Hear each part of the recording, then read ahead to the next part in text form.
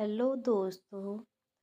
यह कहानी है उस समय की जब एक बड़े शहर में पति पत्नी अपने छोटे से घर में रहते थे। उनकी कोई औलाद नहीं थी। दोनों काम करके अपना पेट भरते थे। उन्होंने बहुत समय कोशिश की बच्चा पाने के लिए। उन्होंने बहुत से डॉक्टरों से दवाई भी ली, परंतु कोई असर न हुआ। अब वह थक चुके थे। बहुत सालों बाद उनके घर गांव से एक बूढ़ी औरत आई। उसने कहा कि अगर तुम यह दवाई ले लोगी तो तुम्हें बच्चे की प्राप्ति हो सकती है और तुम्हारी बच्चा पाने की इच्छा भी पूरी हो सकती है। वह औरत मान गई। कुछ महीनों के बाद उसने एक बेटे को जन्म दिया। वह बहुत सुंदर था। अब उनका परिवार पूरा हो चुका था, परंतु जैसे जैसे दिन बीतते गए उनके शरीर से ऊर्जा खत्म होने लगी, क्योंकि वृद्ध अवस्था की वह दूरी दिखाई देने लगी थी। वह दोनों अब थोड़ा सा काम करने के बाद ही थक जाते थे।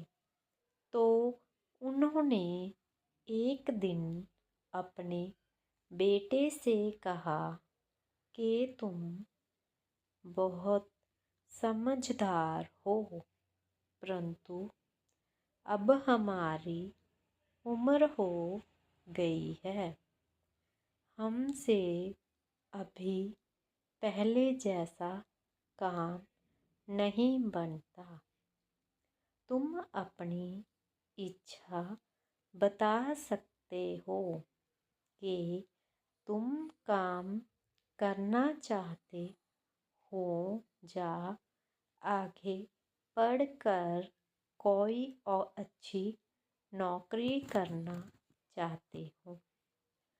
तो बेटे ने कहा, पिताजी, मेरा मन तो पढ़ने का है, परंतु आपको देखकर लगता है कि मुझे आपका कारोबार ही संभालना चाहिए।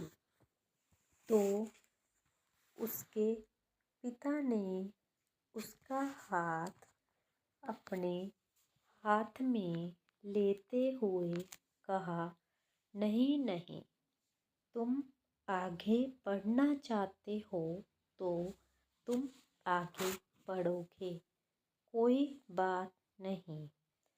जब तक हम जिंदा हैं तब तक तुम्हें कोई भी बात की चिंता करने की कोई ज़रूरत नहीं है।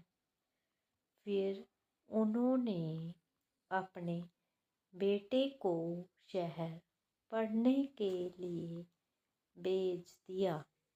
वह बच्चा बहुत समझदार था। वह जल्दी ही वहाँ पर उसने बहुत से मित्र बना लिए। वह उनके साथ खूब खेलता, मस्ती करता और काम के समय काम भी करता था। सारे अध्यापक भी उसका बहुत मान करते थे।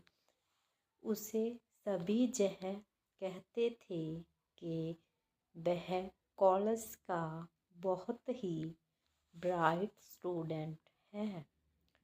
थोड़े समय बाद उसे उसी कॉलेज में एक लड़की से प्यार हो गया, परंतु वह लड़की भी उससे बहुत प्यार करती थी, परंतु दोनों एक दूसरे को बताते नहीं थे।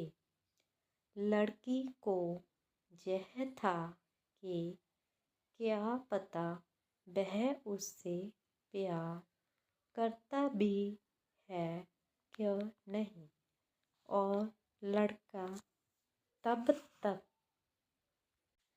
प्रपोज नहीं करना चाहता था जब तक वह कोई अच्छी नौकरी ना लग जाए। परंतु दोनों में बातचीत अच्छी होती रहती थी। 2 साल बीतने के बाद उनकी पढ़ाई पूरी हो गई और सभी अपने अपने घर लौट गए। 1 साल बाद फिर भी बात होती रही, परंतु न किसी ने प्रपोज किया और ना ही किसी ने शादी की बात की। अब लड़के की नौकरी लग गई और लड़की भी छोटी जही नौकरी करने लगी। 2 साल बीतने के बाद लड़की की शादी हो गई। लड़का अब भी चुप था।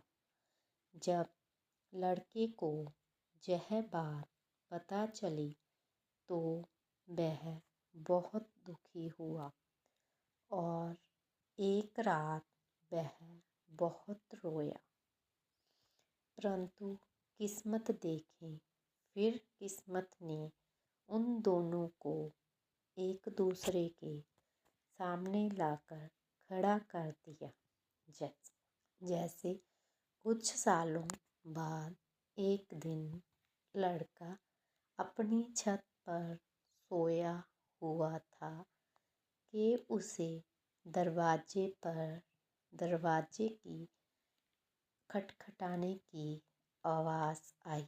उसे लगा जैसे दरवाजे पर कोई है, तो वह जैसे ही नीचे गया और दरवाज़ा खोला तो वह हक्का बक्का रह गया, क्योंकि उसके सामने वो ही लड़की खड़ी थी जिससे वह बहुत ही प्यार करता था। और अब उसकी गोद में एक बच्चा भी था। उसने बहुत ही धीमे स्वर से कहा कि हमारी गाड़ी खराब हो गई है। हम जहाँ से गुजर रहे थे, आगे रास्ता भी सुनसान है। क्या हम एक रात जहाँ बिता सकते हैं? तो लड़के ने उन्हें रहने के लिए अनुमति दे दी। अब उस लड़की का पति भी आ गया था। वह उन्हें अंदर ले आया और खाने के लिए रोटी दी और रहने के लिए एक कमरा दे दिया।